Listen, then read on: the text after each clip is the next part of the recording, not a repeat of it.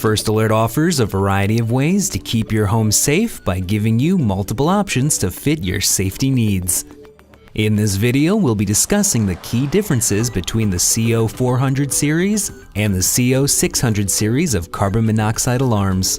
The biggest difference between the CO400 series and the CO600 series is that the 400 series is battery operated, while the 600 series are plug-in alarms powered by the outlets in your home. Both the CO400 and the CO600 offer basic carbon monoxide protection using their respective power sources. Moving up to the CO605 will offer you the same CO protection, but include a battery backup with quick battery access for easy battery swapping.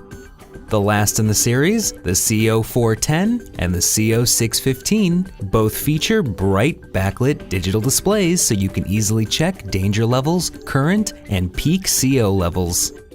The First Alert CO400 comes with a 5-year limited warranty, while the CO410, 600, 605, and 615 come with 7-year limited warranties.